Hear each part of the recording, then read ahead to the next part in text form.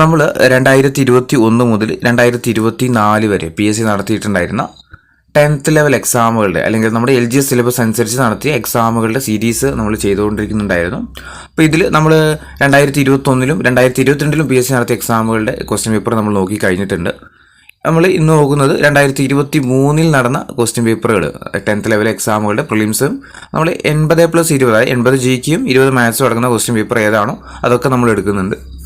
അപ്പോൾ ഇതുവരെ 2021ലും 2022ലെയും നമ്മൾ വീഡിയോ ചെയ്തിട്ടുണ്ട്. അപ്പോൾ അതിൻ്റെ വീഡിയോ കാണുന്നുണ്ടെങ്കിൽ നിങ്ങൾ ജസ്റ്റ് ഒന്ന് നമ്മൾ ചാനൽ കയറിയിട്ട് പ്ലേലിസ്റ്റ് എടുത്തു കഴിഞ്ഞാൽ PYQ വിത്ത് എക്സ്പ്ലനേഷൻ എന്ന് പറയുന്നൊരു മൊഡ്യൂളുണ്ട്. അതിലെടുത്തു കഴിഞ്ഞാൽ നമ്മൾ ഇതുവരെ ചെയ്ത എല്ലാ വീഡിയോസും കാണാൻ കഴിയും. അപ്പോൾ നമ്മൾ ഇതിൽ നോക്കുന്നത് 2023 നടന്ന ക്വസ്റ്റ്യൻ പേപ്പറാണ്.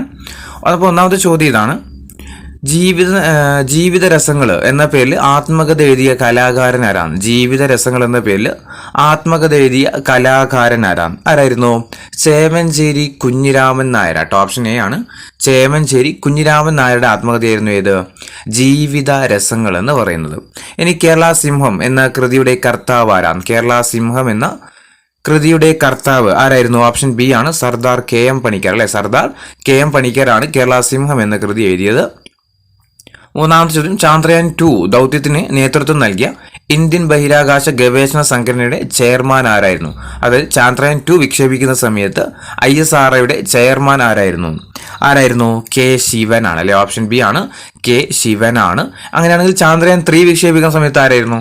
അത് സോമനാഥ്. അല്ലെ, മലയാളിയായിട്ടുള്ള സോമനാഥ് ആയിരുന്നു ചാന്ദ്രയാൻ 3 വിക്ഷേപിക്കുന്ന സമയത്ത്. ചാന്ദ്രയാൻ 2 ചോദിക്കുന്നതെങ്കിൽ ആരാ? K ശിവനാണ്. നാലാമത്തെ ചോദ്യം: ഇന്ത്യയിൽ സമൂഹശാസ്ത്രം അതായത് സോഷ്യോളജി എന്ന പഠനശാഖ ആദ്യമായിട്ട് ആരംഭിച്ചത് ഏത് സർവകലാശാലയാണ്? ഇന്ത്യയിൽ സമൂഹശാസ്ത്രം അല്ലെങ്കിൽ സോഷ്യോളജി എന്ന പഠനശാഖ ആദ്യമായിട്ട് ആരംഭിച്ചത് ആരായിരുന്നു? ഓപ്ഷൻ സി ആണ്. ബോംബെ യൂണിവേഴ്സിറ്റി. മുംബൈ യൂണിവേഴ്സിറ്റി അല്ലെങ്കിൽ ബോംബെ യൂണിവേഴ്സിറ്റിയാണ് ഇന്ത്യയിൽ ആദ്യമായിട്ട് സോഷ്യോളജി എന്ന് പറയുന്ന പഠനശാഖ ആരംഭിച്ചത്.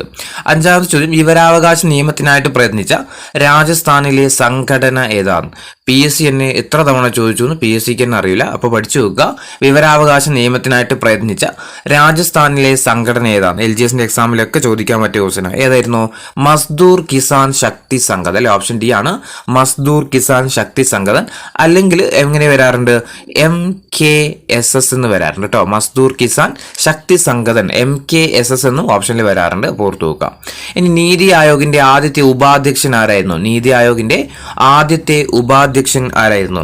ഓപ്ഷൻ എ അല്ലെ, അരവിന്ദ് പനഗിരിയാണ് നീതി ആയോഗിന്റെ ആദ്യത്തെ ഉപാധ്യക്ഷൻ. ഇപ്പോൾ എല്ലാ ക്വസ്റ്റ്യൻ പേപ്പറിലും ഏതും കാണുന്നുണ്ട്, നീതി ആയോഗം കണ്ടുവരുന്നുണ്ട്. അപ്പോൾ നീതി ആയോഗം നല്ലോണം പഠിച്ചു വെക്കുന്നത് നന്നായിരിക്കും. ലാസ്റ്റ് കഴിഞ്ഞ LDQ നീതി ആയോഗിന്റെ എല്ലാ സ്റ്റേജിലും എന്തുണ്ടായിരുന്നു? നീതി ആയോഗിനെ പറ്റിയിട്ട് ക്വസ്റ്റ്യൻ ഉണ്ടായിരുന്നു. അപ്പം അരവിന്ദ് പനഗിരിയ നിലവിൽ ധനകാര്യ കമ്മീഷന്റെ ചെയർമാനാണ് ആര്? അരവിന്ദ് പനഗിരിയ എന്ന കൂടിയും കാര്യം ഓർത്തു നോക്കുക. നീതി ആയോഗിന്റെ ആദ്യത്തെ ഉപാധ്യക്ഷനും ചോദിച്ചാൽ ആര് തന്നെയാണ്? അരവിന്ദ് പനഗിരിയാണ്. അങ്ങനെയാണെങ്കിൽ നീതി ആയോഗിന്റെ ആദ്യത്തെ അധ്യക്ഷൻ ചെയർമാൻ ആരാന്ന് വെച്ചാൽ ആരാ? അത് നരേന്ദ്രമോദി. അല്ലെ, നരേന്ദ്രമോദിയാണ്. ഏഴാമത്തെ ചോദ്യം: ഇന്ത്യയിൽ ചരക്ക് സേവന നികുതി GST നിലവിൽ വന്നത് എന്നാണ്? ഇന്ത്യയിൽ GST നിലവിൽ വന്നത് എന്നായിരുന്നു ഇന്ത്യയിൽ GST നിലവിൽ വന്നത്? ഓപ്ഷൻ സി ആണ്. അല്ലെ, 2017 ജൂലൈ 1 എന്ത് ചെയ്യുന്നത്? ഇന്ത്യയിൽ GST ഇംപ്ലിമെന്റ് ചെയ്യുന്നത്. എട്ടാമത്തെ ചോദ്യം: 2019 ജ്ഞാനപീഠ അവാർഡ് നേടിയ മലയാളി സാഹിത്യകാരൻ ആരാണ്? 2019 മലയാളി ജ്ഞാനപീഠ അവാർഡ് നേടിയിട്ടുണ്ടായിരുന്നു. അതായിരുന്നു അക്കിത്തം അച്യുതൻ നമ്പൂതിരി. അല്ലെ, ഓപ്ഷൻ സി ആണ്. അക്കിത്തം അച്യുതൻ നമ്പൂതിരിയാണ് 2019 ജ്ഞാനപീഠ അവാർഡ് നേടിയ മലയാളി. ഒൻപതാമത്തെ ചോദ്യം: ടോക്കിയോ ഒളിമ്പിക്സിൽ ജാവലിൻ ത്രോ ഇനത്തിൽ സ്വർണം നേടിയ കായിക താരമാരാണ്? എല്ലാവർക്കും അറിയായിരിക്കും ആരായിരുന്നു? നീരജ് ചോപ്ര. അല്ലെ, നീരജ് ചോപ്രയാണ് ടോക്കിയോ ഒളിമ്പിക്സിൽ സ്വർണ്ണമായിരുന്നു ലഭിച്ചത്. പക്ഷേ 2024 ഈ വർഷം നടന്ന നമ്മുടെ പാരീസ് ഒളിമ്പിക്സിൽ വെള്ളി മെഡലായിരുന്നു കേട്ടോ. വെള്ളി മെഡലായിരുന്നു. സ്വർണം കിട്ടിയത് പാകിസ്ഥാന്റെ താരത്തിനായിരുന്നു. അപ്പോൾ ഈ വർഷം നീരജ് ചോപ്രക്ക് കിട്ടിയത് വെള്ളിയാണ്. ടോക്കിയോ ഒളിമ്പിക്സിൽ കിട്ടിയത്? 2021 നടന്ന, അതായത് 20 നടക്കേണ്ട ഒളിമ്പിക്സ്, പക്ഷേ കൊറോണയ്ക്കായതുകൊണ്ട് 21 നടന്നത്. ആ ഒളിമ്പിക്സിൽ ഏതായിരുന്നു? സ്വർണ്ണ മെഡലാണ് നീരജ് ചോപ്ര നേടിയത്. ഈ വർഷം നേടിയത് 89.45 മീറ്ററാണ് പാരീസ് ഒളിമ്പിക്സിൽ ആരെറിഞ്ഞത്? നീരജ് ചോപ്ര എറിഞ്ഞത്. പക്ഷേ വെള്ളി മെഡലേ കിട്ടിയിട്ടുള്ളൂ. പത്താമത്തെ ചോദ്യം: സ്കൂൾ വിദ്യാർത്ഥികളിൽ ലഹരി ഉപയോഗം തടയാനായിട്ട് സംസ്ഥാന എക്സൈസ് വകുപ്പ് വിമുക്തിയുടെ നേതൃത്വത്തിൽ നടപ്പിലാക്കുന്ന പദ്ധതി ഏതാണ്? സംസ്ഥാനത്ത് സ്കൂൾ വിദ്യാർത്ഥികളിൽ ലഹരി ഉപയോഗം തടയാനായിട്ട് എക്സൈസ് വകുപ്പ് വിമുക്തി എന്ന പദ്ധതിയിൽ നടപ്പാക്കുന്ന സ്കൂളുകളിൽ നടപ്പിലാക്കുന്ന പദ്ധതിയുടെ പേരെന്താ? എന്തായിരുന്നു? ഓപ്ഷൻ ബി ആണ് ഉണർവാട്ടോ. Option B ഉണർവാണ്. 11ാമത്തെ ചോദ്യം, താഴെ കൊടുത്തിരിക്കുന്ന പ്രസ്താവനകളിൽ കിഴക്കൻ തീര സമതലവുമായി ബന്ധപ്പെട്ടിട്ട് ശരിയായ പ്രസ്താവന ഏതാണ്? ഇതൊക്കെ നമ്മുടെ SCRT നേരിട്ട് ചോദിച്ച ക്വസ്റ്റ്യൻസാണ്. താഴെ തന്നിരിക്കുന്നതിൽ കിഴക്കൻ തീരവുമായി ബന്ധപ്പെട്ടിട്ട് ശരിയായിട്ടുള്ള പ്രസ്താവന. ഒന്ന്, അറബിക്കടലിനും പശ്ചിമഘട്ടത്തിനും ഇടയിൽ സ്ഥിതി ചെയ്യുന്നു. തെറ്റാണല്ലേ? ഇത് പടിഞ്ഞാറൻ തീരത്തിന്റെ പ്രത്യേകതയാണ് ഏത്? അറബിക്കടലിനും പശ്ചിമഘട്ടത്തിനും ഇടയിലായിട്ട് സ്ഥിതി ചെയ്യുന്നത് ഏതാ? അത് പടിഞ്ഞാറൻ തീരസമതലമാണ്. നമ്മളോട് ചോദിച്ചിരിക്കുന്നത് കിഴക്കൻ തീരസമതലമാണ്. അപ്പൊ നമുക്ക് എന്ത് ചെയ്യാം? ഓപ്ഷനിൽ ഏതിലൊക്കെ ഒന്നുണ്ടോ അതൊക്കെ നമുക്ക് വെട്ടിക്കളയാം അല്ലേ? ഓപ്ഷൻ എയിൽ ഒന്നുണ്ട്, നമ്മൾ വെട്ടി. ഓപ്ഷൻ ബിയിൽ ഒന്നുണ്ട്, നമ്മൾ വെട്ടി. ഓപ്ഷൻ ഡിയിൽ ഒന്നുണ്ട് അല്ലെ? എല്ലാം ശരിയാണെന്ന് പറയുമ്പോൾ അതിൽ ഒന്നും ഉൾപ്പെടുമല്ലോ. അപ്പൊ നമ്മൾ അത് വെട്ടി. ഒറ്റൊരു ഫാക്ട് പറഞ്ഞു കഴിഞ്ഞാൽ തന്നെ നമുക്ക് എന്ത് കിട്ടി? ആൻസർ കിട്ടി. ഓപ്ഷൻ ബി ആണ് ഇതിന്. നമ്മൾ ഓപ്ഷൻസ് ഒക്കെ കട്ട് ചെയ്തെങ്കിലും ചെറിയ പ്രശ്നമുണ്ട് ഇതിൽ. PSC ആൻസർ കൊടുത്തിരിക്കുന്നത് ഓപ്ഷൻ ബി തന്നെയാണ്. പക്ഷേ ഈ താരതമ്യേന വീതി കുറവാണ് എന്നുള്ളവർ തെറ്റാട്ടോ. അതായത് ഈ താരതമ്യേന വീതി കുറവെന്ന് പറയുന്നത് നമ്മുടെ പടിഞ്ഞാറൻ തീരസമുദ്രവുമായി ബന്ധപ്പെട്ട് പറയുന്നതാണ്. കിഴക്കൻ തീരസമുദ്രത്തിന് എന്തുണ്ട്? വീതി കൂടുതലാണ് ശരിക്കും. പക്ഷേ ആരും ചലഞ്ച് ചെയ്യാത്തത് കൊണ്ടായിരിക്കാം PSC ആൻസർ ക്യാൻസലും ചെയ്തിട്ടില്ല. പക്ഷെ നിങ്ങൾ പഠിക്കുമ്പോൾ ഓർത്ത് നോക്കുക, താരതമ്യേന വീതി കുറവെന്ന് പറയുന്നത് നമ്മുടെ പടിഞ്ഞാറ് സൈഡിനാണ്. കിഴക്കൻ തീരസമുദ്രത്തിന് എന്തുണ്ട്? ഡെൽറ്റകൾ കാണപ്പെടുന്നുണ്ട്. അതുപോലെ താരതമ്യേന വീതി കൂടുതലാണ് ഇവിടെ കിഴക്കൻ തീരസമുദ്രത്തിന്. പക്ഷേ ഇതിൽ PSC ആൻസർ 3, 4 ശരിയാന്നുള്ള ആൻസർ കൊടുത്തിട്ടുണ്ട്. എനിക്ക് തോന്നുന്നു എക്സാം എഴുതിയ ആളുകൾ എന്ത് ചെയ്തിട്ടുണ്ടാവില്ല, ചാലഞ്ച് ചെയ്യാത്തതുകൊണ്ടാണ് PSC ആൻസർ ശ്രദ്ധിക്കാത്തുണ്ടാവില്ല, മാറിയിട്ടുമില്ല. 12ാമത്തെ ചോദ്യം, ഇന്ത്യയിലെ ഏറ്റവും ഉയരം കൂടിയ കൊടുമുടി ഏതാണ്? ഇന്ത്യയിലെ ഏറ്റവും ഉയരം കൂടിയ കൊടുമുടി ഏതാ? മൗണ്ട് കേറ്റോ അല്ലേ? ഇന്ത്യയിലെ ഏറ്റവും ഉയരം കൂടിയ കൊടുമുടി ചോദിച്ചാൽ മൗണ്ട് കേറ്റോ. പൂർണ്ണമായിട്ടും ഇന്ത്യയിൽ സ്ഥിതി ചെയ്യുന്ന ഏറ്റവും വലിയ കൊടുമുടി ചോദിച്ചാലോ അത് കാഞ്ചൻജംഗ കേട്ടോ. അങ്ങനെ മാറ്റമുണ്ട്, ഓർത്തു നോക്കുക. ഇന്ത്യയിലെ ഏറ്റവും ഉയരം കൂടിയ കൊടുമുടി ചോദിച്ചാൽ മൗണ്ട് കേറ്റോ ആണ്. പൂർണ്ണമായിട്ടും ഇന്ത്യയിൽ സ്ഥിതി ചെയ്യുന്ന ഏറ്റവും വലുത് ചോദിച്ചാൽ അത് കാഞ്ചൻജംഗയാണ്. ഇനി ഉപദ്വീപീയ നദികളിൽ ഏറ്റവും നീളം കൂടിയ നദി ഏതാണ്? ഉപദ്വീപീയ നദികളിൽ ഏറ്റവും നീളം കൂടിയ നദി നമുക്കറിയാം ഗോദാവരി അല്ലെ? ഓപ്ഷൻ ബി ആണ്, ഗോദാവരിയാണ്. 14ാമത്തെ ചോദ്യം, കോട്ടോണോപോളിസ് എന്ന് വിശേഷിക്കപ്പെടുന്ന നഗരം ഏതാണ്? കോട്ടോണോപോളിസ് എന്നറിയപ്പെടുന്ന നഗരം ഏതാ? മുംബൈ ആണ് അല്ലെ? ഓപ്ഷൻ സി ആണ്, മുംബൈ ആണ് ഏത് പേരിൽ അറിയപ്പെടുന്നത്? കോട്ടോണോപോളിസ് എന്ന് അറിയപ്പെടുന്നത്. ഇനി കേരളത്തിൽ കൊല്ലം മുതൽ കോട്ടപ്പുറം വരെ സ്ഥിതി ചെയ്യുന്ന ദേശീയ ജലപാത ഏതാണ്? കേരളത്തിൽ കൊല്ലം മുതൽ കോട്ടപ്പുറം വരെ സ്ഥിതി ചെയ്യുന്ന ദേശീയ ജലപാത ചോദിച്ചാൽ ഏതാ? ഓപ്ഷൻ സി ആണ് അല്ലേ? ദേശീയ ജലപാത 3 ആണ് എന്ത് പേരിൽ അറിയപ്പെടുന്നത്? NW3 ആണ് കേരളത്തിൽ സ്ഥിതി ചെയ്യുന്നത്. അത് കേരളത്തിൽ കൊല്ലം മുതൽ കോട്ടപ്പുറം വരെയാണ്. ഇപ്പം അത് എക്സ്റ്റെൻഡ് ചെയ്തിട്ടുണ്ട്. എവിടം വരെ എത്തിയിട്ടുണ്ട്? കോഴിക്കോട് വരെ എത്തിയിട്ടുണ്ട്. ഇനി 16ാമത്തെ ചോദ്യം, താരാപൂർ ആണവോർജ്ജ നിലയം സ്ഥിതി ചെയ്യുന്ന സംസ്ഥാനം ഏതാണ്? താരാപൂർ ആണവോർജ്ജ നിലയം സ്ഥിതി ചെയ്യുന്ന സംസ്ഥാനം എവിടെയാ? ഓപ്ഷൻ എ ആണ്, മഹാരാഷ്ട്രയിലാണ്. ഇനി പാരമ്പര്യ ഊർജ്ജ സ്രോതസ്സിന് ഉദാഹരണം ഏതാണ്? തന്നിരിക്കുന്നതിൽ പാരമ്പര്യ ഊർജ്ജ സ്രോതസ്സിന് ഉദാഹരണം ഏതാണ്? സൗരോർജ്ജം പാരമ്പര്യ ഇതര ഊർജ്ജമാണ്. വേലിയോർജ്ജം പാരമ്പര്യ ഇതരമാണ്. അതേപോലെ ജൈവവാതകം എന്താണ്? പാരമ്പര്യ ഇതര ഊർജ്ജ സ്രോതസ്സാണ്. അപ്പോൾ ഓപ്ഷൻ സി ആണ്, കൽക്കരിയാണ് ഏത് വരുന്നത്? പാരമ്പര്യ ഊർജ്ജ സ്രോതസ്സിന് ഉദാഹരണമായിട്ട് വരുന്നത്. ഇനി 18ാമത്തെ ചോദ്യം, പൊതുമേഖലയിലെ ആദ്യത്തെ ഇരുമ്പുരുക്ക് വ്യവസായശാല ഏതായിരുന്നു? ഇന്ത്യയിലെ പൊതുമേഖലയിലെ ആദ്യത്തെ ഇരുമ്പുരുക്ക് വ്യവസായശാല ഏതായിരുന്നു? ഓപ്ഷൻ ബി ആട്ടോ, Indian iron and steel company ആട്ടോ. ഓപ്ഷൻ ബി ആണ്, ഇന്ത്യൻ അയൺ ആൻഡ് സ്റ്റീൽ കമ്പനിയാണ്. 19ാമത്തെ ചോദ്യം, ഇന്ത്യയിൽ ആദ്യമായിട്ട് പെട്രോളിയം ഖനനം ചെയ്ത പ്രദേശം ഏതാണ്? ഈ തൊട്ട് മുന്നത്തെ ക്വസ്റ്റ്യൻ ഇസ്കോ എന്ന് വരാറുണ്ട് കേട്ടോ. ഇതാണ് പൊതുമേഖലയിൽ ആദ്യത്തെ ഇരുമ്പുരുക്ക് വ്യവസായശാല, ഇസ്കോ എന്നും കാണാറുണ്ട്. ഇനി ഇന്ത്യയിൽ ആദ്യത്തെ പെട്രോളിയം ഖനനം ചെയ്ത സ്ഥലം ഏതാണ്? ഇന്ത്യയിൽ ആദ്യമായിട്ട് പെട്രോളിയം ഖനനം ചെയ്ത സ്ഥലം ചോദിച്ചാൽ ഓപ്ഷൻ സി ആണ്, ആസാമിലെ ദിഗ്ബോയി എന്ന് പറയുന്ന ആസാമിലെ ദിഗ്ബോയി എന്ന് പറയുന്ന സ്ഥലത്താണ്. 20ാമത്തെ ചോദ്യം, ഇന്ത്യയിൽ ധാതുക്കളുടെ കലവറ എന്നറിയപ്പെടുന്ന ഭൂപ്രകൃതി വിഭാഗം ഏതാണ്? ഇന്ത്യയിൽ ധാതുക്കളുടെ കലവറ എന്നറിയപ്പെടുന്ന ഭൂപ്രകൃതി വിഭാഗം ചോദിച്ചാൽ ഓപ്ഷൻ ഡി ആണ്, ഉപദ്വീപീയ പീഠഭൂമിയാണ്. 21, താഴെ കൊടുത്തിരിക്കുന്നതിൽ സമത്വത്തിനുള്ള അവകാശങ്ങളിൽ ഉൾപ്പെടാത്തത് ഏതാണ്? താഴെ കൊടുത്തിരിക്കുന്നതിൽ നമ്മുടെ ഭരണഘടനയിൽ സമത്വത്തിനുള്ള അവകാശങ്ങളിൽ ഉൾപ്പെടാത്തത് ഏതാണ്? ഏതാ വരിക? ഓപ്ഷൻ ബി ആണ്, കുറ്റകൃത്യം ചെയ്തവരെ സംബന്ധിച്ചുള്ള സംരക്ഷണം എന്ന് പറയുന്നത് എവിടെയല്ല? സമത്വത്തിനുള്ള അവകാശമല്ല. നമ്മുടെ ഭരണഘടനയിൽ നമുക്ക് 6 തരത്തിലുള്ള മൗലികാവകാശങ്ങളല്ലേ ഉള്ളത് അല്ലേ? ഏതൊക്കെയാ? ഒന്ന് സമത്വത്തിനുള്ള അവകാശം, സ്വാതന്ത്ര്യത്തിനുള്ള അവകാശം, ചൂഷണത്തിനെതിരായ അവകാശം, അതുപോലെ മതസ്വാതന്ത്ര്യത്തിനുള്ള അവകാശം, സാംസ്കാരികവും വിദ്യാഭ്യാസപരമായിട്ടുള്ള അവകാശം, ഭരണഘടനാപരമായ പ്രതിവിധിക്കുള്ള അവകാശം, അല്ലേ? ഇതിൽ 14 മുതൽ ആർട്ടിക്കിൾ 14 മുതൽ 18 വരെ സമത്വത്തിനുള്ള അവകാശത്തെക്കുറിച്ചാണ് പറയുന്നത്. അതുപോലെ 19 മുതൽ 22 വരെ അവിടെയാണ് എന്ത് പറയുന്നത്? സ്വാതന്ത്ര്യത്തിനുള്ള അവകാശത്തെക്കുറിച്ച് പറയുന്നത്. അവിടെയാണ് കുറ്റകൃത്യം ചെയ്തവരെ സംബന്ധിച്ചുള്ള സംരക്ഷണത്തെക്കുറിച്ച് പറയുന്നത്. നമ്മളോട് ചോദിച്ചിരിക്കുന്നത് സമത്വത്തിനുള്ള അവകാശം, അതായത് ആർട്ടിക്കിൾ 14 മുതൽ 18 വരെയുള്ള അവകാശങ്ങളിൽ ഉൾപ്പെടാത്തതായിരുന്നു ചോദിച്ചല്ലേ. നിയമത്തിന് മുന്നിൽ സമത്വം നമുക്കറിയാം. ഏതാ നിയമത്തിന് മുന്നിൽ എല്ലാവരും സമന്മാരാണെന്ന് പറയുന്ന ആർട്ടിക്കിൾ 14 അല്ലേ? ആർട്ടിക്കിൾ 14 പറയുന്നതാണ് എന്ത്? നിയമത്തിന് മുന്നിൽ എല്ലാവരും തുല്യരാണെന്നും എല്ലാവർക്കും തുല്യ നിയമപരിരക്ഷ നൽകണമെന്നും പറയുന്നത് ആർട്ടിക്കിൾ 14. അതുപോലെ പൊതു നിയമനങ്ങളിൽ അവസര സമത്വം, അല്ലേ? ആർട്ടിക്കിൾ 16 ഉറപ്പ് പറയുന്നത്, അല്ലേ? പൊതു നിയമനങ്ങളിൽ അവസര സമത്വം ഉറപ്പ് നൽകുന്നത് ആർട്ടിക്കിൾ 16 പ്രകാരമാണ്. ഇനി തൊട്ടുകൂടായ്മ നിർത്തലാക്കുക, അല്ലേ? ഗാന്ധിജി കീജെ എന്ന് പറഞ്ഞിട്ട് പാസ്സാക്കിയ ആർട്ടിക്കിൾ ആയിരുന്നു ഇത്? ആർട്ടിക്കിൾ 17, അല്ലേ? നമുക്ക് തൊട്ടുകൂടായ്മ നിർത്തലാക്കുന്ന ആർട്ടിക്കിൾ കൂടിയാണ് പിന്നെ ആർട്ടിക്കിൾ 17 എന്ന കാര്യം കൂടി ഓർത്തു വെക്കുക. ഇനി 22ാമത്തെ ചോദ്യം, ഭരണഘടനയുടെ ഏത് ഭാഗത്താണ് മൗലിക കർത്തവ്യങ്ങളെക്കുറിച്ച് പ്രതിപാദിക്കുന്നത്? മൗലിക കർത്തവ്യങ്ങളെക്കുറിച്ച് പ്രതിപാദിക്കുന്ന ഭാഗം ചോദിച്ചാൽ ഏതാ? ഭാഗം 4A, അല്ലേ? ഭാഗം 4A മൗലിക കർത്തവ്യങ്ങളെക്കുറിച്ച് അല്ലെങ്കിൽ മൗലിക കടമകളെക്കുറിച്ച് പ്രതിപാദിക്കുന്നത്. ഇനി ഇന്ത്യൻ ദേശീയ പതാകയിൽ സമാധാനത്തെയും സമത്വത്തെയും പ്രതിനിധീകരിക്കുന്ന നിറം ഏതാണ്? ഇന്ത്യൻ ദേശീയ പതാകയിൽ സമാധാനത്തെയും സമത്വത്തെയും പ്രതിനിധീകരിക്കുന്ന നിറം ഏതാണ്? ഏതായിരുന്നു? ഓപ്ഷൻ ഡി ആണ്, വെള്ളയാണ്, അല്ലേ? വെള്ളയാണ്. 24ാമത്തെ ചോദ്യം, 1950 ജനുവരി 24 ഭരണഘടനാ നിർമ്മാണ സഭ ജനഗണമനയുടെ ഏത് ഭാഷയിലുള്ള പതിപ്പിനാണ് അംഗീകാരം നൽകിയത്? 1950 ജനുവരി 24 ഭരണഘടനാ നിർമ്മാണ സഭ ജനഗണമനയുടെ ഏത് ഭാഷയിലുള്ള പതിപ്പിനാണ് അംഗീകാരം നൽകിയതെന്ന് ചോദിച്ചാൽ ഓപ്ഷൻ എ ആണ്, ഹിന്ദി ആട്ടോ. PSC ആൻസർ കൊടുത്തേക്കുന്നത് ഹിന്ദി എന്നാണ്. പിന്നെ ജനഗണമന ഏത് ഭാഷയിലാന്ന് ചോദിച്ചു കഴിഞ്ഞാൽ ബംഗാളി ഭാഷയാട്ടോ. ബംഗാളി ഭാഷയിലാണ് ജനഗണമന ഉള്ളത്. പക്ഷെ ഇവിടെ ചോദിച്ചിരിക്കുന്നത് പിന്നെ ഭരണഘടനാ നിർമ്മാണ സഭ ഏത് ഭാഷയുള്ള പതിപ്പിനാണ് അംഗീകാരം നൽകിയതെന്നാണ്. PSC ഫൈനൽ ആൻസർ കീ കൊടുത്തിരിക്കുന്നത് ബംഗാളി ഭാഷയാണ്, ഹിന്ദി ഭാഷയാണ്. 25ാമത്തെ ഇന്ത്യയുടെ ദേശീയ ഗീതം ഏതാണ്? ഇന്ത്യയുടെ ദേശീയ ഗീതം ഏതാ? വന്ദേ മാതരം, അല്ലേ? വന്ദേ മാതരമാണ്. 26 ദേശീയ മനുഷ്യാവകാശ നിയമം പാർലമെന്റ് പാസാക്കിയ വർഷം ഏതാണ്? ദേശീയ മനുഷ്യാവകാശ നിയമം പാർലമെന്റ് പാസാക്കിയ വർഷം ചോദിച്ചാൽ ഏതാ?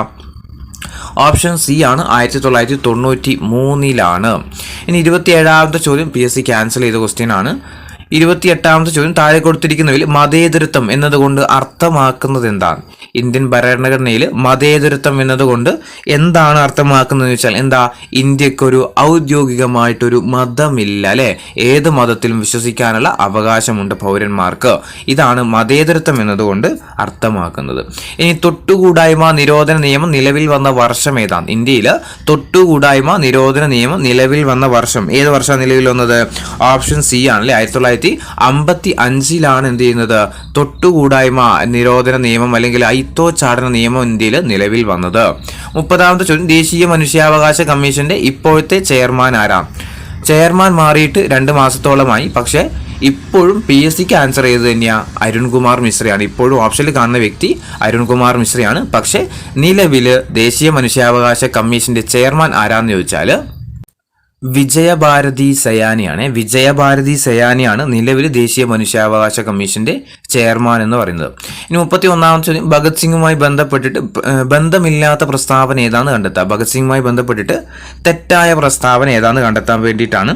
ഒന്നാമത്തത്, 1923 സ്വരാജ് പാർട്ടിക്ക് രൂപം കൊടുത്തു. തെറ്റാണ്, അല്ലേ? സ്വരാജ് പാർട്ടിക്കാരാ മോത്തിലാൽ നെഹ്റുവും CR ദാസും കൂടിയാണ് ഇത് സ്ഥാപിക്കുന്നത്, സ്വരാജ് പാർട്ടി. അപ്പോൾ ഒന്നാമത്തെ തെറ്റാണ്. അപ്പോൾ നമുക്ക് ഒന്നില്ലാത്ത ഓപ്ഷൻസ് ഒക്കെ വെട്ടിക്കളയാം. ബന്ധമില്ലാത്തതല്ലേ പറഞ്ഞല്ലേ? ഓക്കെ, നമ്മൾ 2 ഓപ്ഷൻ വെട്ടിയേ. ഇനി 1928 ഹിന്ദുസ്ഥാൻ സോഷ്യലിസ്റ്റ് റിപ്പബ്ലിക്കൻ എന്ന സംഘടന രൂപീകരിച്ചു. 1928 ഹിന്ദുസ്ഥാൻ സോഷ്യലിസ്റ്റ് റിപ്പബ്ലിക്കൻ എന്ന സംഘടന സ്ഥാപിച്ചു. ശരിക്ക് 1928 ഹിന്ദുസ്ഥാൻ സോഷ്യലിസ്റ്റ് റിപ്പബ്ലിക്കൻ അസോസിയേഷൻ എന്ന് പറയുന്ന സംഘടന സ്ഥാപിക്കുന്ന സമയത്ത് ഭഗത് സിംഗ്, ചന്ദ്രശേഖർ ആസാദ്, രാജ്ഗുരു, സുഖദേവ് ഇവരാണ് 1928 എന്ത് ചെയ്യുന്നത് ഹിന്ദുസ്ഥാൻ സോഷ്യലിസ്റ്റ് റിപ്പബ്ലിക്കൻ അസോസിയേഷൻ എന്ന് പറയുന്ന സംഘടന സ്ഥാപിക്കുന്നത്. പക്ഷേ PSC ഇവിടെ ഇത് ശരിയല്ല എന്നുള്ള ഒരു ആൻസറാണ് കൊടുത്തിരിക്കുന്നത്. 31 ആൻസറായിട്ട് കൊടുത്തിരിക്കുന്നത് ഓപ്ഷൻ ഡി ആണ്. 1ഉം 2ഉമാണ് തെറ്റ് എന്നാണ്. ഈ രണ്ടാമത്തെ പ്രസ്താവനയിൽ എന്താ തെറ്റ് എന്നുള്ളത് അറിയില്ല. 1928 ഹിന്ദുസ്ഥാൻ സോഷ്യലിസ്റ്റ് റിപ്പബ്ലിക്കൻ എന്ന സംഘടന സ്ഥാപിച്ചു. ഇനി അസോസിയേഷൻ ഇല്ലാത്തത് കൊണ്ടാണോ എന്നറിയില്ല. എന്തായാലും പഠിച്ചു വെച്ചോ. 1928 പിന്നെ ഹിന്ദുസ്ഥാൻ സോഷ്യലിസ്റ്റ് റിപ്പബ്ലിക്കൻ അസോസിയേഷൻ എന്ന പേരിൽ പുനഃസംഘടിപ്പിക്കുന്ന സമയത്ത് അതിൻ്റെ നേതൃത്വം നൽകിയവർ ആരൊക്കെയാണെന്ന് വെച്ചാൽ ഭഗത് സിംഗ് ഉണ്ടായിരുന്നു, ചന്ദ്രശേഖർ ആസാദ് ഉണ്ട്, രാജ്ഗുരു ഉണ്ട്, സുഖദേവും ഉണ്ട് കേട്ടോ. ഇനി 32ാമത്തെ ചോദ്യം നിങ്ങൾ പഠിക്കുന്ന സമയത്ത് ജസ്റ്റ് ഒന്ന് റാങ്ക് ഫയൽ ഒന്ന് റെഫർ ചെയ്തിട്ട് പോണേ.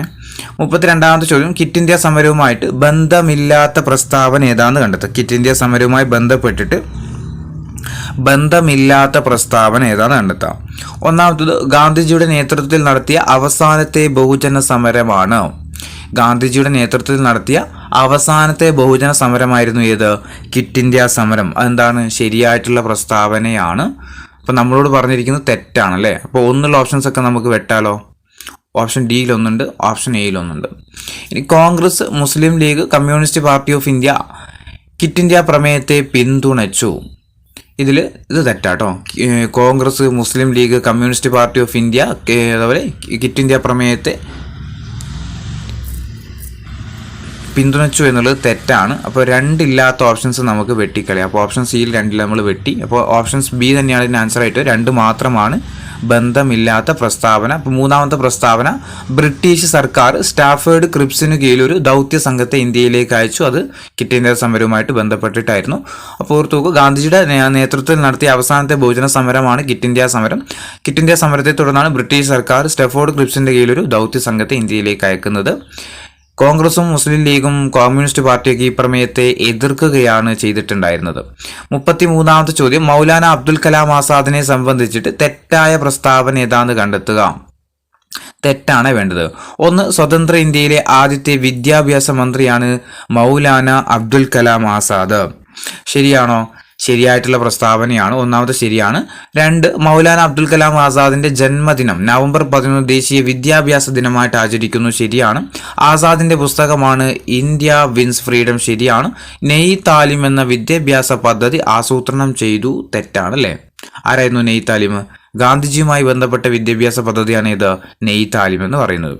34ാമത്തെ ചോദ്യം സ്വാതന്ത്ര്യാനന്തര ഇന്ത്യ നേരിട്ട പ്രധാന വെല്ലുവിളികളിൽ ഉൾപ്പെടാത്തത് ഏതാണ്? സ്വാതന്ത്ര്യത്തിന് ശേഷം ഇന്ത്യ നേരിട്ട വെല്ലുവിളികളിൽ ഉൾപ്പെടാത്തത് 1. അഭയാർത്ഥി പ്രവാഹം ഇന്ത്യ നേരിട്ട പ്രശ്നമാണ്. വർഗീയ ലഹള നേരിട്ട പ്രശ്നമാണ്. സ്വാതന്ത്ര്യത്തിന് ശേഷവും ഇന്ത്യയിൽ ബ്രിട്ടീഷ് അധീന പ്രദേശങ്ങൾ എന്നുള്ളത് ഇന്ത്യക്ക് എന്തില്ല, അതൊരു വെല്ലുവിളിയായിട്ട് നടന്ന സംഭവമല്ല. അപ്പോൾ ഇത് തെറ്റാണ്. നാട്ടുരാജ്യങ്ങളുടെ സംയോജനം ഇന്ത്യക്കൊരു വെല്ലുവിളിയായിരുന്നു അല്ലേ. അപ്പോൾ ഏത് മാത്രമേ ഉള്ളൂ? 3 മാത്രമേ ഉള്ളൂ. ഓപ്ഷൻ സി ആണ്, 3 മാത്രമാണ്. അപ്പോൾ സ്വാതന്ത്ര്യം ലഭിച്ചതിന് ശേഷം ഇന്ത്യ നേരിട്ട പ്രധാനപ്പെട്ട വെല്ലുവിളികൾ പഠിച്ചു വെക്കുക. അഭയാർത്ഥി പ്രവാഹം, വർഗീയ ലഹള, അതുപോലെ നാട്ടുരാജ്യങ്ങളുടെ സംയോജനം.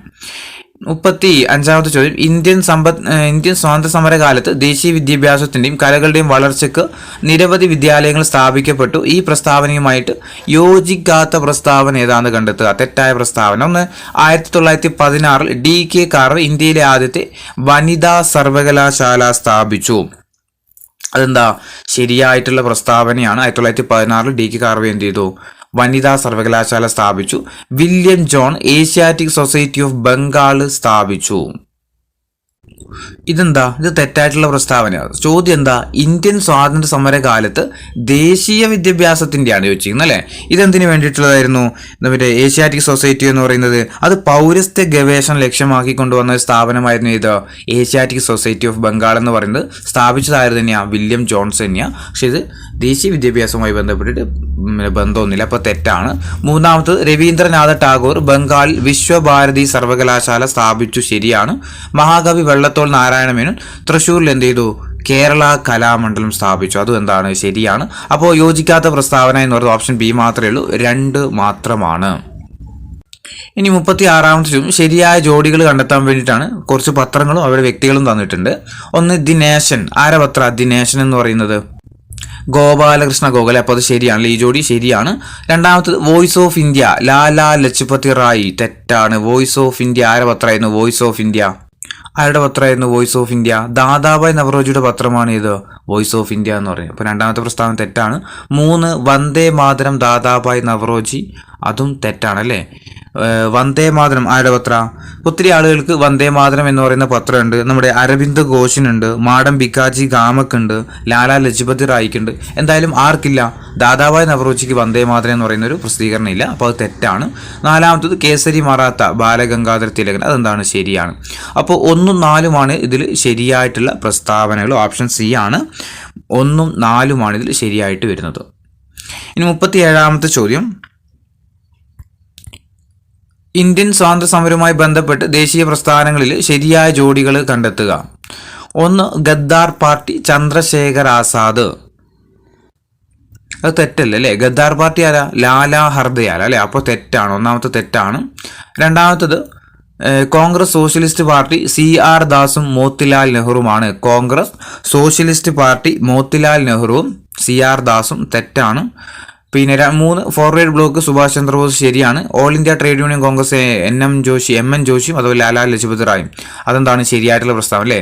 3ഉം 4ഉമാണ് ഇതിൽ ശരിയായിട്ട് വരുന്നത്. ഓപ്ഷൻ ഡി അല്ലേ. ഓപ്ഷൻ ഡി ആണ്. 3ഉം 4ഉമാണ് ഇതിൽ ശരിയായിട്ട് വരുന്നത്. അപ്പോൾ തെറ്റായത് 1 ഗദ്ദാർ പാർട്ടി ആരൊക്കെയാ? ഗദ്ദാർ പാർട്ടി 1913 സ്ഥാപിതമായ പാർട്ടിയാണ് ഗദ്ദാർ പാർട്ടി. സോഹൻ സിംഗ് ബക്നിയും അതുപോലെ ലാലാ ഹർദയാൽ അല്ലെ. ലാലാ ഹർദയാലും സോഹൻ സിംഗ് ബക്നിയും ചേർന്ന് രൂപീകരിച്ച പാർട്ടിയാണ് ഇത് ഗദ്ദാർ പാർട്ടി. കോൺഗ്രസ് സോഷ്യലിസ്റ്റ് പാർട്ടിയാണെങ്കിൽ ആരാ? ജയപ്രകാശ് നാരായണനുമാണ്. ഇനി 38ാം ചോദ്യം, ദാദാഭായ് നവറോജിയെ സംബന്ധിച്ചിട്ട് തെറ്റായ പ്രസ്താവന ഏതാണെന്ന് കണ്ടെത്തുക. തെറ്റാണ് വേണ്ടത്. 1 ബ്രിട്ടീഷ് ഭരണകാലത്ത് ഇന്ത്യൻ സമ്പദ് വ്യവസ്ഥയിലുണ്ടായ തകർച്ച സംബന്ധിച്ച് ചോർച്ചാ സിദ്ധാന്തം ആവിഷ്കരിച്ചു. ദാദാഭായ് നവറോജിയുടെ ഏറ്റവും വലിയ സംഭാവനയായിരുന്നു ഇത് ചോർച്ചാ സിദ്ധാന്തം. അപ്പോൾ ശരിയാണ്. 2 കോൺഗ്രസിന് ഇന്ത്യൻ നാഷണൽ കോൺഗ്രസ് എന്ന പേര് നിർദ്ദേശിച്ചു. ഇന്ത്യയുടെ വന്ധ്യവയോധികൻ എന്ന് അറിയപ്പെട്ടിട്ടുണ്ട്. INCയുടെ ആദ്യത്തെ പ്രസിഡന്റ് ആയിരുന്നു എന്നുള്ളത് തെറ്റാണ്.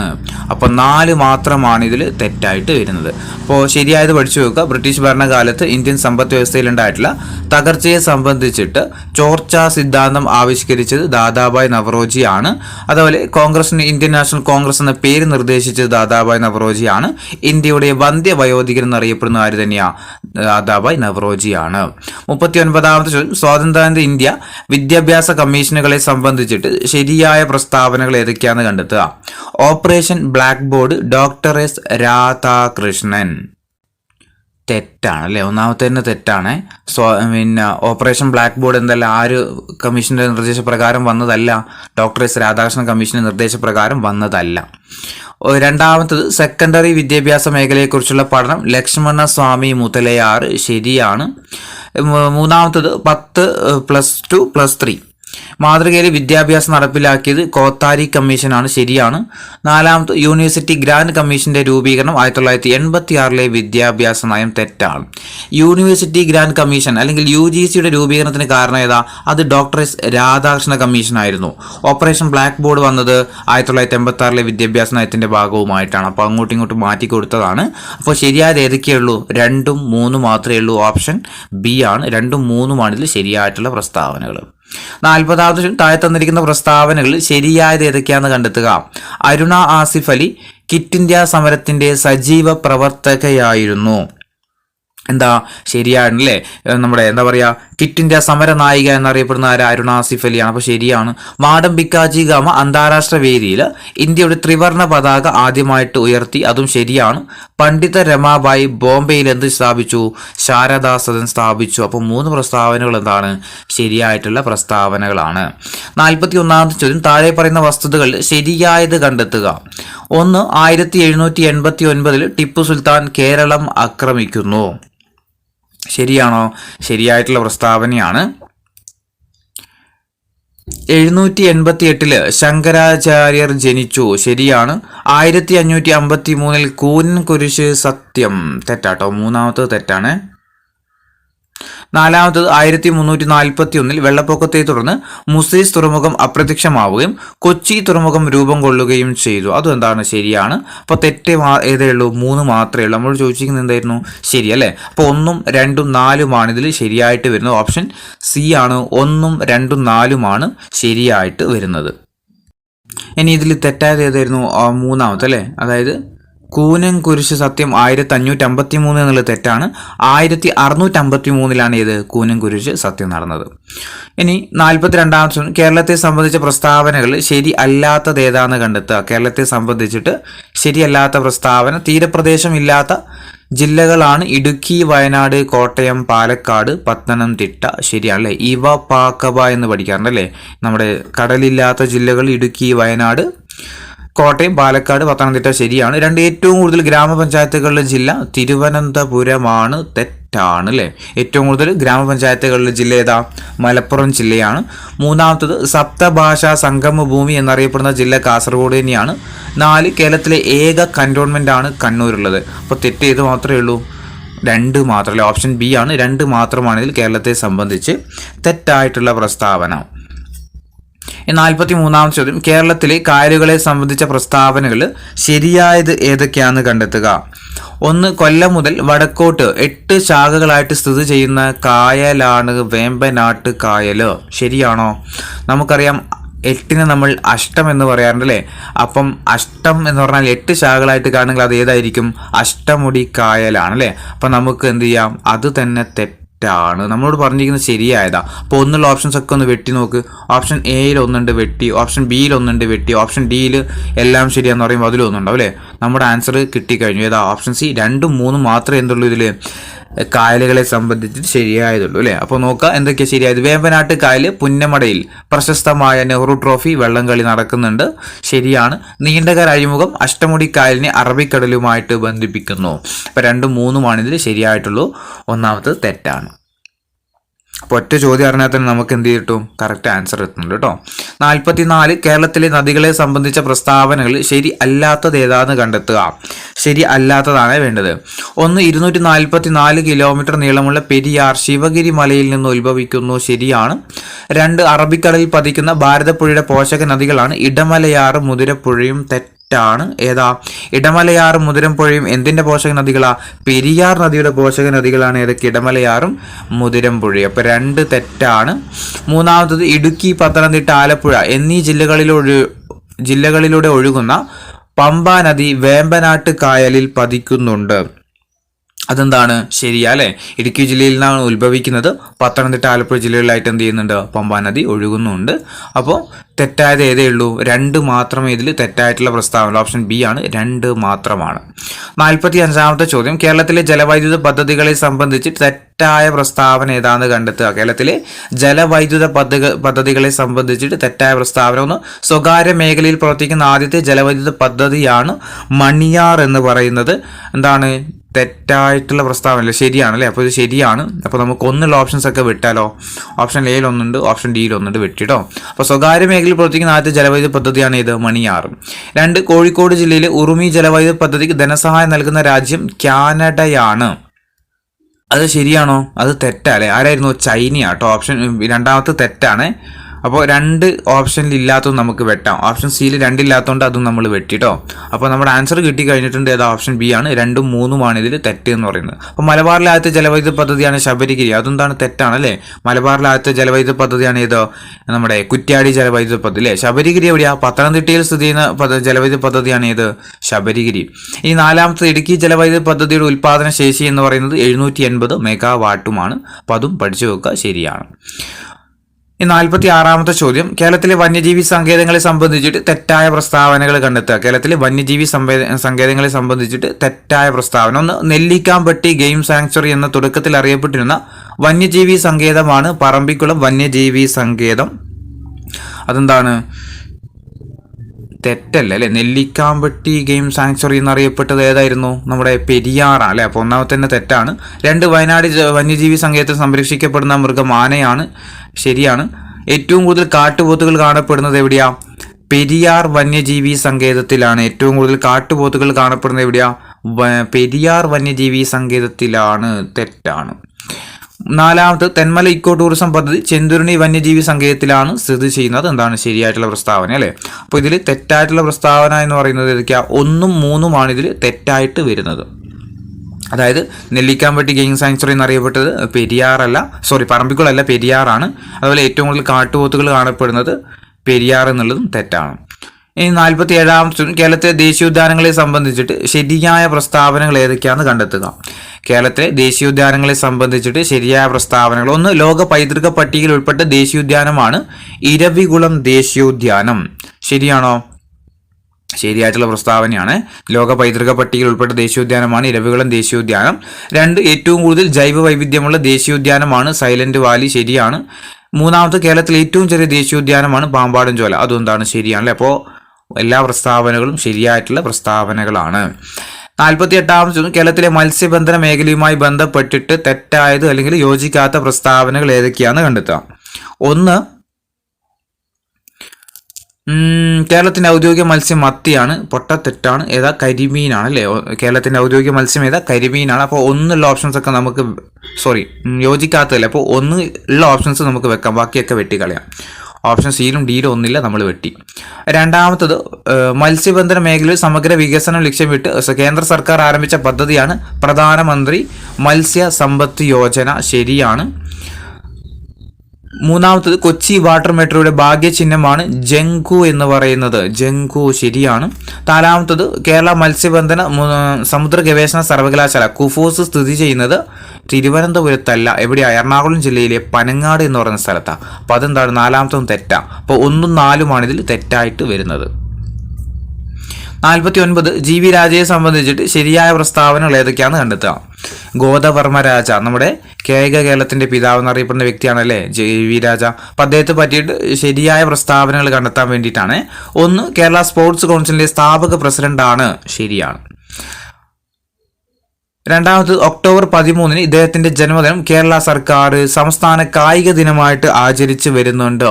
ശരിയാണ്. ഒക്ടോബർ 13 കേരളത്തിൽ കായിക ദിനമായിട്ട് ആചരിക്കുന്നത്. അതാരുടെ ജന്മദിനം തന്നെയാണ്? GV രാജയുടെ ജന്മദിനമാണ്. അതുപോലെ കേരള വിനോദസഞ്ചാരത്തിന്റെ പിതാവ് എന്നറിയപ്പെടുന്നത് ആര് തന്നെയാണ്? നമ്മുടെ GV രാജയാണ്. അതും ശരിയാണ്. 4ാമത്തത് തിരുവനന്തപുരം വിമാനത്താവളത്തിന്റെ വികസനത്തിന് വേണ്ടിയിട്ട് യത്നിച്ച വ്യക്തി കൂടിയാണ് ആര്? നമ്മുടെ GV രാജ. അപ്പോൾ 4 പ്രസ്താവനകൾ എന്താണ് ഇതിൽ ശരിയായിട്ടുള്ള പ്രസ്താവനയാണ്. പഠിച്ചു വെക്കണേ, ഇത് ഇനിയും ചോദിക്കാം. കായികേരളത്തിന്റെ പിതാവ് എന്നറിയപ്പെടുന്ന GV രാജയാണ് കേരള സ്പോർട്സ് കൗൺസിലിന്റെ സ്ഥാപക പ്രസിഡന്റ്. ഒക്ടോബർ 13 അദ്ദേഹത്തിന്റെ ജന്മദിനം. കേരള സർക്കാർ എന്ത് ചെയ്യുന്നുണ്ട്? സംസ്ഥാന കായിക ദിനമായിട്ട് ആചരിക്കുന്നുണ്ട്. കേരള വിനോദസഞ്ചാരത്തിന്റെ പിതാവ് എന്നറിയപ്പെടുന്നുണ്ട്. തിരുവനന്തപുരം വിമാനത്താവളത്തിന്റെ വികസനത്തിന് വേണ്ടിയിട്ട് പ്രവർത്തിച്ച വ്യക്തി കൂടിയാണ് ആര്? GV രാജ. 50ാമത്തെ ചോദ്യം ഒളിമ്പിക്സും കേരളവും സംബന്ധിച്ച പ്രസ്താവനയിൽ ശരിയായത് ഏതൊക്കെയാണെന്ന് കണ്ടെത്തുക. 1. ഒളിമ്പിക്സിൽ പങ്കെടുത്ത ആദ്യത്തെ മലയാളി വനിതയാണ് ഷൈനി വിൽസൺ. ഒളിമ്പിക്സിൽ പങ്കെടുത്ത ആദ്യത്തെ മലയാളി വനിതയാണ് ഷൈനി വിൽസൺ. തെറ്റല്ലേ? 1ാമത്തെ തന്നെ തെറ്റാണ്. 2. ഒളിമ്പിക്സിൽ മെഡൽ നേടുന്ന 2ാമത്തെ മലയാളിയാണ് PR ശ്രീജേഷ്. ശരിയാണ്. ആദ്യത്തെ വ്യക്തി ആരായിരുന്നു? മാനുവൽ ഫെഡറിക് ആണ്. 2ാമത്തെ ആരാ? PR ശ്രീജേഷ് ആണ്. KT ഇർഫാൻ ടോക്കിയോ ഒളിമ്പിക്സിൽ അത്ലറ്റിക്സിന്റെ റേസ് വാക്കിംഗ് ഇനത്തിൽ യോഗ്യത നേടിയിട്ടുണ്ട്. അതും എന്താണ്? ശരിയായിട്ടുള്ള പ്രസ്താവനയാണ്. അപ്പോൾ ഓപ്ഷൻ ബി അല്ല ആൻസർ അല്ലേ? 2ഉം 3ഉമാണ് ഇതിൽ ശരിയായിട്ടുള്ള പ്രസ്താവനകൾ. അപ്പോൾ 1ാമത്തേൽ എന്താ തെറ്റ്? ഒളിമ്പിക്സിൽ പങ്കെടുത്ത ആദ്യത്തെ മലയാളി വനിത ആരാ? അത് നമ്മുടെ PT ഉഷ അല്ലെ. 1980 മോസ്കോ ഒളിമ്പിക്സിലാണ് ആദ്യമായിട്ട് ആര് പങ്കെടുക്കുന്നത്? PT ഉഷ പങ്കെടുക്കുന്നത്. അങ്ങനെയാണ് ഒളിമ്പിക്സിൽ പങ്കെടുത്ത ആദ്യത്തെ മലയാളിയായിട്ട് ആര് മാറുന്നത്? മലയാളി വനിതയായിട്ട് PT ഉഷ മാറുന്നത്. ഇനി 51ാമത്തെ ചോദ്യം മന്നത്ത് പത്മനാഭനെ സംബന്ധിച്ചിട്ട് ശരിയായ പ്രസ്താവനകൾ ഏതൊക്കെയാണെന്ന് കണ്ടെത്തുക. 1. 1947 മുതുകുളം പ്രസംഗവുമായി ബന്ധപ്പെട്ട സാമൂഹിക പരിഷ്കർത്താവാണ്. ശരിയാണ്. മുതുകുളം പ്രസംഗാര മന്നത്ത് പത്മനാഭനാണ്. 2. 1959 വിമോചന സമരത്തിന് നേതൃത്വം നൽകിയിട്ടുണ്ട്. 1959 വിമോചന സമരത്തിന് നേതൃത്വം നൽകി. ശരിയാണ്. ഭാരത കേസരി എന്നറിയപ്പെടുന്ന നവോത്ഥാന നായകനാണ്. ശരിയാണ്. 1935 കോഴഞ്ചേരി പ്രസംഗം തെറ്റാണ് കേട്ടോ. 1935 കോഴഞ്ചേരി പ്രസംഗം തെറ്റാണ്. അപ്പോൾ ശരിയായത് 1947 മുതുകുളം പ്രസംഗവുമായി ബന്ധപ്പെട്ട സാമൂഹിക പരിഷ്കർത്താവാണ്. 1950 വിമോചന സമരത്തിന് നേതൃത്വം നൽകി. ഭാരത കേസരി എന്നറിയപ്പെട്ട നവോത്ഥാന നായകൻ കൂടിയാണ് ആരോ? മന്നത്ത് പത്മനാഭൻ. 1ഉം 2ഉം 3ഉമാണ് ഇതിൽ ശരിയായിട്ടുള്ള പ്രസ്താവനകൾ. ഇനി 1935 നമ്മൾ പറഞ്ഞല്ലോ ഈ ലാസ്റ്റ് ഓപ്ഷൻ, അത് 1935 കോഴഞ്ചേരി പ്രസംഗവുമായി ബന്ധപ്പെട്ട വ്യക്തി ആരാ? അത് സി കേശവൻ കേട്ടോ. സി കേശവന്റെ പ്രസംഗമായിരുന്നു 1935 കോഴഞ്ചേരി പ്രസംഗം എന്നറിയപ്പെടുന്നത്. ഇനി 52ാമത്തെ ചോദ്യം, കുമാരഗുരുവിനെ സംബന്ധിച്ചിട്ട് തെറ്റായ പ്രസ്താവന ഏതാണെന്ന് കണ്ടെത്തുക. ഒന്ന്, പൊയ്കയിൽ അപ്പച്ചൻ എന്ന പേരിൽ അറിയപ്പെട്ടിട്ടുണ്ടായിരുന്നു. ശരിയാണ്. പൊയ്കയിൽ അപ്പച്ചൻ എന്നറിയപ്പെടുന്ന ആരാ? കുമാരഗുരുദേവനാണ്. പ്രത്യക്ഷ രക്ഷാ ദൈവസഭ PRDS സ്ഥാപിച്ചതാരാ? കുമാരഗുരുദേവനാണ്. വെടിയാട്ട് അടിലഹളിയുമായിട്ട് ഇദ്ദേഹം ബന്ധപ്പെട്ടിട്ടുണ്ടായിരുന്നു. ക്രിസ്തീയ സമുദായത്തിൽ നിലനിന്നുകൊണ്ട് ജാതീയ ഉച്ചനീചങ്ങൾക്കെതിരെ പ്രവർത്തിച്ചു. തെറ്റാണ് കേട്ടോ. അപ്പോൾ തെറ്റായ പ്രസ്താവന ഏതേ ഉള്ളൂ? 4 മാത്രമാണ്. ബാക്കി 3 പ്രസ്താവനകളും ശരിയാണ്. 53ാമത്തെ ചോദ്യം, VT ഭട്ടതിരിപ്പാടുമായി ബന്ധപ്പെട്ടിരിക്കുന്ന പ്രസ്താവനകൾ കണ്ടെത്തുക. VT ഭട്ടതിരിപ്പാടുമായി ബന്ധപ്പെട്ടിട്ട് ശരിയായ പ്രസ്താവനകളൊന്ന്, നാനാജാതി മതസ്ഥർ ഒന്നിച്ച് താമസിക്കുന്ന കൊടുമുണ്ട കോളനി എന്ന ആശയം കൊണ്ടുവന്നു. ശരിയാണ്. കൊടുമുണ്ട കോളനി ആരുമായി ബന്ധപ്പെട്ടതാ? VT ഭട്ടതിരിപ്പാടുമായി ബന്ധപ്പെട്ടതാണ്. ഘോഷബഹിഷ്കരണം VT ഭട്ടതിരിപ്പാട്. ശരിയാണ്. വിധവാ വിവാഹത്തിന് തുടക്കം കുറിച്ചിട്ടുണ്ട്. മിശ്ര വിവാഹത്തിനും തുടക്കം കുറിച്ചിട്ടുണ്ട്. 4 പ്രസ്താവനകളും ശരിയാട്ടോ. പഠിച്ചു വെക്കണം, ഇനിയും ചോദിക്കും. പിന്നെ ഇത് പഠിച്ചു നോക്കാം. നാനാജാതി മതസ്ഥർ ഒന്നിച്ച് താമസിക്കുന്ന കൊടുമുണ്ട കോളനി എന്ന ആശയം ആരതാ? VT ഭട്ടതിരിപ്പാടിൻ്റെതാണ്. അതുപോലെ ഘോഷബഹിഷ്കരണം, വിധവാ വിവാഹത്തിന് തുടക്കം കുറിച്ചിട്ടുണ്ട്. മിശ്ര വിവാഹത്തിന് തുടക്കം കുറിച്ചിട്ടുണ്ട് ആര്? VT ഭട്ടതിരിപ്പാട്. 54ാമത്തെ, പണ്ഡിറ്റ് KP കറുപ്പൻ സ്ഥാപിച്ച സംഘടനകൾ ഏതൊക്കെയാണെന്ന് കണ്ടെത്തുക. പണ്ഡിറ്റ് കറുപ്പൻ സ്ഥാപിച്ച സംഘടനകൾ ഏതൊക്കെയാണ്? 1, സമത്വ സമാജം. തെറ്റാണ്. വൈകുണ്ഠ സ്വാമികൾ സ്ഥാപിച്ചതാണ് ഇത് നമ്മുടെ സമത്വ സമാജം. 2, അരയ സമാജം. പണ്ഡിറ്റ് കറുപ്പനാണ്. ജ്ഞാനോദയ സഭ പണ്ഡിറ്റ് കറുപ്പൻ. കൊച്ചി പുലിയ മഹാസഭ പണ്ഡിറ്റ് കറുപ്പൻ. അപ്പോൾ 2, 3, 4 എന്താണ് ശരിയായിട്ടുള്ള പ്രസ്താവനയാണ്? ഓപ്ഷൻ ബി ആണ്. 2, 3, 4 ശരിയായിട്ട് വരുന്നത്. അപ്പോൾ അരയ സമാജം, ജ്ഞാനോദയം സഭ, കൊച്ചി പുലിയ മഹാസഭ ആരാ? പണ്ഡിറ്റ് കറുപ്പനാണ്. 55ാമത്തെ ചോദ്യം, ശ്രീനാരായണ ഗുരുവുമായി ബന്ധപ്പെട്ട വസ്തുതകൾ ശരിയായ ജോഡികൾ തിരഞ്ഞെടുക്കാൻ വേണ്ടിയിട്ടാണ്. അരുവിപ്പുറം പ്രതിഷ്ഠ നടത്തിയ വർഷം ഏതാ? 1888 അല്ല, 1888 അരുവിപ്പുറം പ്രതിഷ്ഠ നടത്തുന്നത്. രണ്ടാമത്തത് ടാഗോറിന്റെ സന്ദർശനം. ടാഗോറിന്റെ സന്ദർശനം ഏത് വർഷം? 1922. ടാഗോറിന്റെ സന്ദർശനം 1922. ഇനി ഗാന്ധിജിയുടെ സന്ദർശനം ഏത് വർഷമായിരുന്നു? 1925 അല്ലെ. 1925 ഗാന്ധിജിയുടെ സന്ദർശനം. ഗുരുവിന്റെ സമാധി 1928. അപ്പോൾ 1 C വരും. 1 C വരുന്ന 2 ഓപ്ഷൻ ഉണ്ട്. 1 C പിന്നെ 2A. 1 C 2A. Option C ആണ് ഇതിന് ആൻസർ ആയിട്ട് വരുന്നത്. വർഷം നിങ്ങൾ ജസ്റ്റ് ഓർത്തു വെച്ചാൽ മതി. അരുവിപ്പുറം പ്രതിഷ്ഠ 1888. ടാഗോർ ഗുരുവുമായിട്ട് കണ്ടുമുട്ടുന്നത് 1922. ഗാന്ധിജിയുമായിട്ട് കണ്ടുമുട്ടിയത് 1925. ഗുരുവിന്റെ സമാധി 1928. 56ാമത്തെ ചോദ്യം, ചട്ടമ്പി സ്വാമികളെ സംബന്ധിച്ചിട്ട് ശരിയായ പ്രസ്താവനകൾ ഏതൊക്കെയാണെന്ന് കണ്ടെത്തുക. 1892 സ്വാമി വിവേകാനന്ദൻ ചട്ടമ്പി സ്വാമികളെ സന്ദർശിച്ചു. ശരിയാണല്ലേ. ഒന്നാമത്തെ ശരിയാണ്. ചട്ടമ്പി സ്വാമികൾ രചിച്ച നവമഞ്ജരി ശ്രീനാരായണ ഗുരുവിന് സമർപ്പിച്ചു. തെറ്റല്ലേ. ചട്ടമ്പി സ്വാമികൾ രചിച്ച നവമഞ്ജരി. ചട്ടമ്പി സ്വാമികളല്ലല്ലോ നവമഞ്ജരി രചിക്കുന്നത് അല്ലേ. ശ്രീനാരായണ ഗുരുവാണ് എഴുതുന്നത്. നവമഞ്ജരി ആരുടെ കൃതിയാ? ശ്രീനാരായണ ഗുരുവാ. ശ്രീനാരായണ ഗുരുവിന്റെ കൃതിയാണ് നവമഞ്ജരി. അത് ആർക്കാ സമർപ്പിക്കുന്നത്? ചട്ടമ്പി സ്വാമികൾക്കാണ് സമർപ്പിക്കുന്നത്. അപ്പോൾ രണ്ടാമത്തെ തെറ്റാണ്. ഒറ്റ നോട്ടത്തിൽ നമ്മൾ ശരിയാന്ന് തോന്നുന്നു അല്ലേ. അത് മൂന്നാമത് ശ്രീനാരായണ ഗുരു, ചട്ടമ്പി സ്വാമികൾ എന്നിവയുടെ ഗുരുവായിരുന്നു തൈക്കാട് അയ്യ. അത് ശരിയാണ് അല്ലേ. അപ്പോൾ 1, 3 ശരിയായ പ്രസ്താവനകൾ. ഓപ്ഷൻ എ ആണ്. 1, 3 ഇതിൽ ശരിയായിട്ടുള്ള പ്രസ്താവനകൾ. ഇനി 57ാമത്തെ ചോദ്യം, അയ്യങ്കാളിയെ സംബന്ധിച്ച പ്രസ്താവനകളിൽ ശരിയായത് കണ്ടെത്തുക. ശരിയാണ് വേണ്ടത്. 1, സഞ്ചാര സ്വാതന്ത്ര്യത്തിനായിട്ട് വില്ലുവണ്ടി സമരം നടത്തിയത് 1915. തെറ്റാണ്. 1915 വില്ലുവണ്ടി സമരം 1915 തെറ്റാണ്. 2, കല്ലുമാല സമരം നടത്തിയത് 1893. അതും എന്താണ്? തെറ്റാണ് അല്ലേ. 1893 കല്ലുമാല സമരം തെറ്റാണ്. അതായത് സഞ്ചാര സ്വാതന്ത്ര്യത്തിനായിട്ട് വില്ലുവണ്ടി സമരം നടത്തിയ വർഷമാണ് 1893. കല്ലുമാല സമരം അല്ലെങ്കിൽ പെരിനാൾ ലഹള എന്നൊക്കെ അറിയപ്പെടുന്ന 1915. അപ്പോൾ ഒന്നാമത്തെ ഓപ്ഷൻ 2ാമത്തെ ഓപ്ഷൻ അങ്ങോട്ടും ഇങ്ങോട്ടും മാറ്റി കൊടുത്തതാണ്. മൂന്നാമത്തത് 1937 അയ്യങ്കാളിയെ സന്ദർശിച്ച് ഗാന്ധിജി അദ്ദേഹത്തെ അദ്ദേഹത്തെ പുലയ രാജാവ് എന്ന് വിശേഷിപ്പിച്ചു, ശരിയാണ്. നാലാമത് സാധുജന പരിപാലന സംഘം സ്ഥാപിച്ചു, അതും ശരിയാണ് അല്ലേ. അപ്പം നമ്മളോട് പറഞ്ഞിരിക്കുന്നത് ശരിയായത് അല്ലേ. 3ഉം 4ഉമാണ് ഇതിൽ ശരിയായിട്ടുള്ള പ്രസ്താവനകൾ. 1ഉം 2ഉം തെറ്റാണ്. എന്താ തെറ്റ്? സഞ്ചാര സ്വാതന്ത്ര്യത്തിനായിട്ട് വില്ലുവണ്ടി സമരം നടന്ന വർഷം 1893-ലും കല്ലുമാല സമരം നടന്ന വർഷം 1915-ലുമാണ്. 58ാമത്തെ ചോദ്യം, തിരുവിതാംകൂറിൽ നടന്ന രാഷ്ട്രീയ പ്രക്ഷോഭങ്ങളെ സംബന്ധിച്ചിട്ട് ശരിയായിട്ടുള്ള പ്രസ്താവനകൾ ഏതൊക്കെയാണ് കണ്ടെത്തുക. 1, 1891 ഡോക്ടർ പൽപുവിന്റെ നേതൃത്വത്തിൽ ഈഴവ മെമ്മോറിയൽ നടന്നു, തെറ്റാണ്. 1896-ലാണ് ഈഴവ മെമ്മോറിയൽ, വർഷം തെറ്റാണ്. 2, 1896 ബാരിസ്റ്റർ GB പിള്ളയുടെ നേതൃത്വത്തിൽ മലയാളി മെമ്മോറിയൽ, അപ്പോൾ അതും തെറ്റാണ്. ഇപ്പോൾ 2 ഡേറ്റ് രണ്ട് വർഷവും അങ്ങോട്ടും ഇങ്ങോട്ടും മാറ്റി കൊടുത്തേക്കാണ്. 1, 2ഉം തെറ്റാണ്. മൂന്നാമത്തത് 1932 സംവരണം ആവശ്യപ്പെട്ടുകൊണ്ട് ക്രിസ്ത്യൻ മുസ്ലിം ഈഴവ സമുദായം ചേർന്ന് നിവർത്തന പ്രക്ഷോഭം സംഘടിപ്പിച്ചു. മൂന്നാമത്തെ പ്രസ്താവന മാത്രമേ എന്തുള്ളൂ ഇതിൽ ശരിയായിട്ടുള്ള പ്രസ്താവനയുള്ളൂ. അപ്പോൾ മലയാളി മെമ്മോറിയൽ ഏതാ വർഷം? 1891-ലും 1896-ലാണ് ഇത് ഈഴവ മെമ്മോറിയൽ. 59ാമത്തെ ചോദ്യം, അക്കമ്മ ചെറിയാനെ സംബന്ധിച്ച പ്രസ്താവനകളിൽ ശരിയായത് ഏതൊക്കെയാണെന്ന് കണ്ടെത്തുക. 1, തിരുവിതാംകൂറിലെ ഝാൻസി റാണി എന്ന് അറിയപ്പെട്ടു, ശരിയാണല്ലേ. തിരുവിതാംകൂറിന്റെ ഝാൻസി റാണി എന്നറിയപ്പെടുന്ന അക്കമ്മ ചെറിയാനാണ്. തിരുവനന്തപുരത്തെ ജവാൻ ഓഫ് ആർക്ക് എന്ന് വിശേഷിപ്പിച്ചു. അക്കമ്മ ചെറിയാന്റെ ആത്മകഥയാണ് ജീവിതം ഒരു സമരം എന്ന് പറയുന്നത്. 3 പ്രസ്താവനകളും ശരിയാണ്. 60ാമത്തെ ചോദ്യം, കേരളത്തിലെ സാമൂഹിക പരിഷ്കർത്താക്കളും പ്രസ്ഥാനങ്ങളും സംബന്ധിച്ച ശരിയായ ജോഡികൾ ഏതൊക്കെയാണെന്ന് കണ്ടെത്താൻ വേണ്ടിയിട്ടാണ്. ഒരു സൈഡ് വാഗ്ഭടാനന്ദനുണ്ട്, സഹോദരൻ അയ്യപ്പനുണ്ട്, വൈകുണ്ഠ സ്വാമികളുടെ VT ഭട്ടതിരിപ്പാടുണ്ട്. ഇപ്പുറത്തുള്ളത് സമത്വ സമാജം, ആത്മവിദ്യാസംഘം, സഹോദര പ്രസ്ഥാനം, യോഗക്ഷേമ സഭ. അപ്പോൾ ഏതൊക്കെ വരിക? വാഗ്ഭടാനന്ദൻ ഏതാ? ആത്മവിദ്യാസംഘം സ്ഥാപിച്ചതാരാ? വാഗ്ഭടാനന്ദനാണ്. സഹോദരൻ അയ്യപ്പൻ ഏതാ? സഹോദര പ്രസ്ഥാനമാണ്. പിന്നെ വൈകുണ്ഠ സ്വാമികൾ സമത്വ സമാജം, VT ഭട്ടതിരിപ്പാട്, യോഗക്ഷേമ സഭ. പഠിച്ചു വെക്കണേ അത്. 61ാമത്തെ ചോദ്യം, ഭൂമിയുടെ ശ്വാസകോശം എന്നറിയപ്പെടുന്ന ആമസോൺ മഴക്കാടുകൾ ഭൂമിയിലെ ഓക്സിജന്റെ എത്ര ശതമാനമാണ് നൽകുന്നത്? എത്രയാ? 20%. ഓപ്ഷൻ ബി ആണ്, 20%.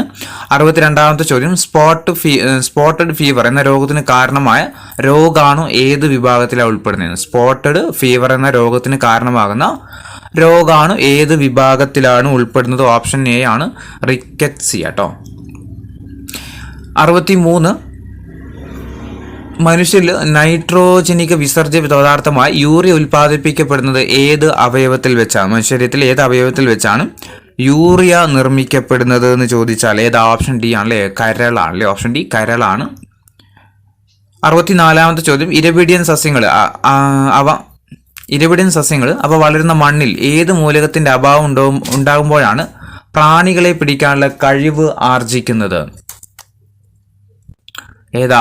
ഓപ്ഷൻ എ ആണ്, നൈട്രജൻ കേട്ടോ. ഇരപിഡിയൻ സസ്യങ്ങൾ അവ വളരുന്ന മണ്ണിൽ ഏത് മൂലകത്തിന്റെ അഭാവം ഉണ്ടാകുമ്പോഴാണ് പ്രാണികളെ പിടിക്കാനുള്ള കഴിവ് ആർജിക്കുന്നതെന്ന് വെച്ചാൽ നൈട്രജൻ ആണ്. 65ാമത്തെ ചോദ്യം, പ്രകാശ സംശ്ലേഷണ പ്രക്രിയയിലൂടെ ഭാഗമായിട്ട് സസ്യങ്ങൾ പുറത്തേക്ക് വിടുന്ന ഓക്സിജൻ വാതകം എന്തിന്റെ വിഘടന ഫലമായിട്ടാണ് ഉണ്ടാകുന്നത്? എന്തിന്റെ? ഓപ്ഷൻ സി ആണ്, ജലത്തിന്റെ വിഘടന ഫലമായിട്ടാണ്. 66, കുടിവെള്ളത്തിലൂടെ പകരുന്ന രോഗം ഏതാണ്? തന്നിരിക്കുന്നതിൽ കുടിവെള്ളത്തിലൂടെ പകരുന്ന രോഗം ഓപ്ഷൻ സി ആണ്, ടൈഫോയിഡ് കേട്ടോ. ടൈഫോയിഡ്. 67, കേരളത്തിൽ ദേശാടന പക്ഷികൾ ധാരാളമായി എത്തുന്ന പ്രദേശം ഏതാണ്? കേരളത്തിൽ ദേശാടന പക്ഷികൾ ധാരാളമായിട്ട് എത്തുന്ന പ്രദേശമാണ്. ഓപ്ഷൻ ബി ആണ്, തട്ടേക്കാട് കേട്ടോ. Option B തട്ടേക്കാടാണ്. 68, കേന്ദ്ര കിഴങ്ങുവിള ഗവേഷണ കേന്ദ്രം സ്ഥിതി ചെയ്യുന്ന സ്ഥലം ഏതാണ്? കേന്ദ്ര കിഴങ്ങുവിള ഗവേഷണ കേന്ദ്രം സ്ഥിതി ചെയ്യുന്ന ഓപ്ഷൻ ഡി, തിരുവനന്തപുരത്താണ്. 69, സങ്കര ഇനം നെല്ലിന് ഉദാഹരണം ഏതാണ്? തന്നിരിക്കുന്നതിൽ സങ്കര ഇനം നെല്ലിന് ഉദാഹരണം ചോദിച്ചാൽ ഓപ്ഷൻ ബി ആണ്, അന്നപൂർണയാണ്. 70ാമത്തെ ചോദ്യം, പയറുവർഗത്തിൽപ്പെട്ട സസ്യങ്ങളുടെ വേരിൽ വസിച്ചിട്ട് നൈട്രജനെ വലിച്ചെടുക്കുന്ന ബാക്ടീരിയ ഏതാണ്? ഓപ്ഷൻ എ ആണ്, റൈസോബിയമാണ്. 71, ആറ്റത്തെ സംബന്ധിച്ച് ചില പ്രസ്താവന താഴെ തന്നിരിക്കുന്നു. അവയിൽ നിന്ന് ശരിയായത് ഏതൊക്കെയാണെന്ന് കണ്ടെത്തുക. ആറ്റത്തിന്റെ കൂടുതൽ ഭാഗവും ശൂന്യമാണ്. ആറ്റത്തിന്റെ കൂടുതൽ ഭാഗവും ശൂന്യമാണ്, ശരിയാണ്. ആറ്റം വൈദ്യുതപരമായിട്ട് നിർവീര്യമാണ്, ശരിയാണ്.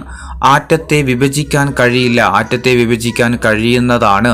എല്ലാ ആറ്റങ്ങളുടെയും ന്യൂക്ലിയസിന് ഒരേ സാന്ദ്രതയാണ്, അതും എന്താണ്? ശരിയല്ല. അപ്പോൾ 1, 2, 4 ഇതിൽ ശരിയായിട്ട് വരുന്നത്. ഓപ്ഷൻ ബി ആണ്, 1, 2, 4 ശരിയായിട്ട് വരുന്നത്. 72ാമത്തെ ചോദ്യം, താഴെ പറയുന്നതിൽ ഏത് ലോകമല്ല ലോഹമാണ്? PSC ഇത് ക്യാൻസൽ ചെയ്തിട്ടുണ്ടായിരുന്നു, കാരണം ക്വസ്റ്റ്യനിൽ എന്ത് വന്നു? ലോകം എന്ന് വന്നതുകൊണ്ട്. ലോഹമല്ലേ.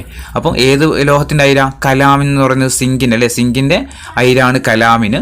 പഠിച്ചു വെക്കുക. PSC ക്യാൻസൽ ചെയ്തിട്ടുണ്ടെന്നുള്ളൂ, കാരണം അത് ലോകമെന്ന് ഇവിടെ എഴുതി കണ്ടോ, ലോകമെന്ന്, അതുകൊണ്ടാണ് ക്യാൻസൽ ചെയ്തത്. 73ാമത്തെ ചോദ്യം, മൂലകങ്ങളുമായി വർഗീകരണവുമായി ബന്ധപ്പെട്ട് താഴെ തന്നിരിക്കുന്ന പട്ടിക പരിശോധിച്ചിട്ട് ശരിയായ ജോഡികൾ ചേർക്കാൻ വേണ്ടിയിട്ടാണ്. മൂലകവുമായി ബന്ധപ്പെട്ടുകൊണ്ട് ത്രികങ്ങൾ ആരായിരുന്നു? ത്രികങ്ങൾ നമുക്കറിയാം ആരാ? ഡൊബറൈനർ അല്ലെ, ഡൊബറൈനർ ആണ്. അഷ്ടക നിയമം ആവിഷ്കരിച്ചത് ആരായിരുന്നു? ന്യൂലാൻഡ് അല്ലെ, അഷ്ടക നിയമം ന്യൂലാൻഡ് ആണ്. ഇനി അറ്റോമിക് ഭാരം അടിസ്ഥാനമാക്കിയുള്ള പീരിയോഡിക് ടേബിൾ ആരായിരുന്നു? മെൻഡലീഫ് ആണ്. ഇനി ആധുനിക അറ്റോമിക നമ്പർ ഏതാ? നമ്മുടെ അറ്റോമിക നമ്പറിനെ അടിസ്ഥാനമാക്കിയുള്ളത് അല്ലേ, അതപ്പോൾ മോസ്ലി ആണ് വരും അല്ലേ. അപ്പോൾ ത്രികങ്ങൾ ആവിഷ്കരിച്ചത് ഡൊബറൈനർ ആണ്. അഷ്ടക നിയമം ന്യൂലാൻഡ്. അറ്റോമിക ഭാരം അടിസ്ഥാനമാക്കിയിട്ടുള്ള പീരിയോഡിക് ടേബിൾ രൂപീകരിച്ചത് മെൻഡലീഫ് ആണ്. ഇനി അറ്റോമിക നമ്പർ അടിസ്ഥാനമാക്കിയിട്ടാണെങ്കിൽ അത് മോസ്ലി ആണ്. 74ാമത്തെ ചോദ്യം, ഒരു ടെസ്റ്റ് ട്യൂബിൽ നിന്ന് പുറത്തു വരുന്ന വാതകത്തിന് നേരെ എരിയുന്ന തീക്കൊള്ളി കാണിച്ചപ്പോൾ തീക്കൊള്ളി അണയുകയും വാതകം ശബ്ദത്തോടെ കത്തുകയും ചെയ്തു. ഇത് ഏത് വാതകമാണ്? ഏതാ? ഓപ്ഷൻ എ ആണ് ഹൈഡ്രജൻ കേട്ടോ. ഓപ്ഷൻ എ ആണ് ഹൈഡ്രജൻ ആണ്. ക്വസ്റ്റ്യൻ നോക്കുക. ഒരു ടെസ്റ്റ് ട്യൂബിൽ നിന്ന് പുറത്തു വരുന്ന വാതകത്തിന് നേരെ എരിയുന്ന തീക്കൊള്ളി കാണിച്ച സമയത്ത് തീക്കൊള്ളി അണയുകയും വാതകം ശബ്ദത്തോടെ കത്തുകയും ചെയ്തു. ഇത് ഏത് വാതകമാണ്? ഏതാ? ഹൈഡ്രജൻ ആട്ടോ. 75 ചില ആസിഡുകളുടെ ഉപയോഗങ്ങൾ താഴെ തന്നിരിക്കുന്നവയിൽ നിന്ന് തെറ്റായ ജോഡികൾ ഏതൊക്കെയാണെന്ന് കണ്ടെത്തുക. തെറ്റായ ജോഡിയാണ് വേണ്ടത്. ഒന്നാമത്തത് സൾഫ്യൂരിക് ആസിഡ് സ്റ്റോറേജ് ബാറ്ററികളിൽ ഉപയോഗിക്കുന്നുണ്ട്, ശരിയാണ്. ടാനിക് ആസിഡ് മഷി, തുകൽ എന്നിവയുടെ നിർമ്മാണത്തിന് ഉപയോഗിക്കുന്നുണ്ട്. അസറ്റിക് ആസിഡ് രാസവളങ്ങളുടെ നിർമ്മാണം എന്നുള്ളത് തെറ്റാണ്. സിട്രിക് ആസിഡ് നമ്മൾ എന്ത് ചെയ്യുന്നുണ്ട്? ഭക്ഷ്യവസ്തുക്കൾ കേടുകൂടാതെ സൂക്ഷിക്കാൻ ഉപയോഗിക്കുന്നുണ്ട്. അപ്പോൾ ഏതാ തെറ്റ്? സിട്രിക് ആസിഡ് രാസവളങ്ങളുടെ നിർമ്മാണം എന്നുള്ളത് തെറ്റാണ്. 76ാമത്തെ ചോദ്യം, സോണാർ എന്ന ഉപകരണത്തിൽ ഉപയോഗിക്കുന്ന ശബ്ദ തരംഗങ്ങൾ ഏതാണ്? സോണാർ എന്ന ഉപകരണത്തിൽ ഉപയോഗിക്കുന്ന ശബ്ദ തരംഗം ഏതാ? ഓപ്ഷൻ എ ആണ് അൾട്രാസോണിക് ആണ്. 77ാമത്തെ ചോദ്യം, ഒരു വസ്തുവിന് അതിന്റെ സ്ഥാനം മൂലം ലഭ്യമാകുന്ന ഊർജ്ജം ഏതാണ്? ഒരു വസ്തുവിന് അതിന്റെ സ്ഥാനം മൂലം ലഭ്യമാകുന്ന ഊർജ്ജം ചോദിച്ചാൽ ഏതാ? ഓപ്ഷൻ സി ആണ് സ്ഥിതികോർജ്ജമാണ്. 78 പ്രകാശം അതിന്റെ ഘടകവർണ്ണങ്ങളായിട്ട് മാറുന്ന പ്രതിഭാസത്തിന്റെ പേരെന്താണ്? പ്രകാശം അതിന്റെ ഘടകവർണ്ണങ്ങളായിട്ട് മാറുന്ന പ്രതിഭാസത്തിന്റെ പേരെന്താ? പ്രകീർണനമാണ്. ഓപ്ഷൻ ബി ആണ് പ്രകീർണനമാണ്.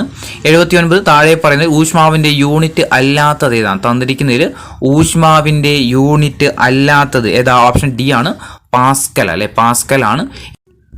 80ാമത്തെ ചോദ്യം, ഒരു വസ്തുവിന് യൂണിറ്റ് സമയത്തിലുണ്ടാകുന്ന സ്ഥാനാന്തരം ഏതുപേരിൽ അറിയപ്പെടുന്നത്? പ്രവേഗമാണ്. ഒരു വസ്തുവിന് യൂണിറ്റ് സമയത്തിലുണ്ടാകുന്ന സ്ഥാനാന്തരം ഏതുപേരിൽ അറിയപ്പെടുന്നത്?